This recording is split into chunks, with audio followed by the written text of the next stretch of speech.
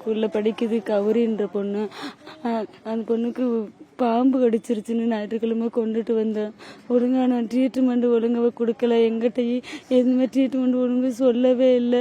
2 நாள் கழித்து மறுபடியும் ட்ரீட்மெண்ட் பண்ணாங்க. அந்த நேரத்தில் அது ரொம்ப முடியாமல் இருக்கு. அந்த நேரத்தில் இந்த டாக்டர் ஒழுங்காகவும் வரல. ஃபோன் பண்ணி சொல்லியும் ஒழுங்காகவும் வரல. நாங்கள் தான் எல்லாருமே சுற்றி நின்றோம்.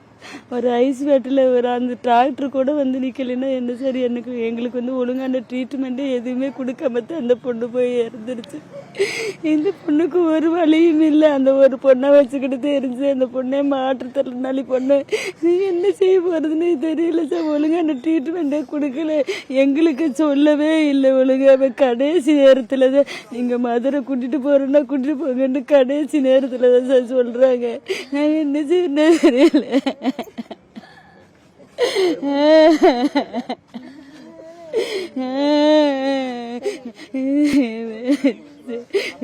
செல்வி அந்த பிள்ளைய முடியாத பிள்ளை, என்ன செய்யுதுன்னே தெரியல.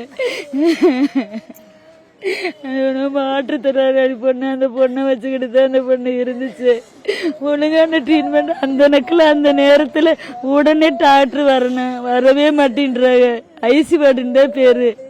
டாக்டர் போன் பண்ணோடனே வரணும். இந்த வர்றேன்னு சொல்லிட்டு வரவே இல்லை. நாங்கள் தான் சுற்றி நின்று கையை பிடிச்சி காலை பிடிச்சிக்கிட்டே நிற்கிறோம். ஒழுங்காவே அந்த எதுவுமே ப்ராப்பராகவே நடக்கவே இல்லை இங்கே. அதுதான் ரொம்ப கண்காட்சினா ஒரே ரொம்ப ப்ராப்ளம் ஆயிடுச்சு. அதுக்கப்புறம் இந்த டாக்டரே வந்து உடனே சொல்றாங்க அவன் இறந்து போச்சுமா அப்படின்றாங்க. கொஞ்சம் முன்னாடி வந்திருந்தாலும் பரவாயில்ல, முன்னாடி வரவே இல்லை. லேட்டாத்தான் வர்றாங்க. போன் பண்ணி சொல்லித்தானே வரணும். டாக்டர் வந்து அந்த நேரத்தில் இருக்க வேணாமா? ரவுண்ட்ஸ் போனாலும் அது என்ன ப்ராப்ளம் கண்டிஷன் கேட்கணும். எதுவும் கேட்கல.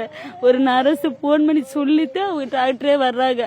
அப்படின்னா என்ன அர்த்தம்? கவர்மெண்ட் ஸ்கூலுக்கு கவர்மெண்ட் நாங்களும் முடியாதவை இல்லாதவை தானே வர்றோம். அப்போ ஒழுங்கான ட்ரீட்மெண்ட் கொடுக்கணுமா கொடுக்கக்கூடாதா? ஒரு 17 வயசு பொண்ணு இப்போ இழந்துட்டு நிற்கிறா. அவளுக்கு வந்து ஆதரவு யாருமே இல்லை. அவளே நடக்க முடியாத ஒரு மாற்றுத்திறனாளி பொண்ணு.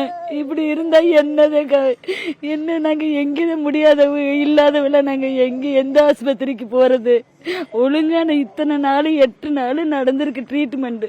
நடந்து இந்த இதுக்கு இப்படி இருக்குன்னு சொல்ல மாட்டேன்றா. நல்லா இருமா காலை தூக்கு, கையை தூக்கு, மண்டை தூக்கு, இதைத்தான் சொல்லிட்டு போறாங்க.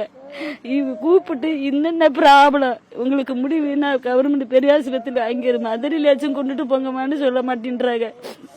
நேற்று ரொம்ப கண்டிஷன் சரியில்லாமல் இருக்கவும் இங்கே கூட்டிகிட்டு போகிறோம்ன்றாங்க. ஏன் அதுக்கு முன்னாடி என்னால் இந்த இதில் பார்க்க முடியாது, நீங்கள் மதுரைக்கு கூட்டிகிட்டு போங்கன்னு சொன்னால் நாங்கள் கூட்டிகிட்டு போயிருந்துருப்போம்ல. அதுவும் கூட்டிகிட்டு போகாமல் கடைசி நேரத்தில் பல்செலாம் கம்மியானதுக்கு நேரத்தில் சொன்னால் நாங்கள் என்ன சார் செய்கிறோம்? அவளே முடியாத, வீட்டுக்கு அருமும் சரியில்லை, முடியாத வரை கால் நடக்கவே முடியாது. இனி அந்த பிள்ளைக்கு யாரு சார் இருக்கா? யாருமே இல்லை. 1000 பேர் இருந்து என்ன செய்ய? அவளுக்கு நான் பொண்ணு வேணுமில்ல. இத்தனை வருஷமா வளர்த்து அடிச்சு 17 வயசுல இப்படி கொடுத்துக்கிட்டு இருக்குமே, நாங்க என்ன சார் செய்யறது? எனக்கு ஒண்ணு இல்லை.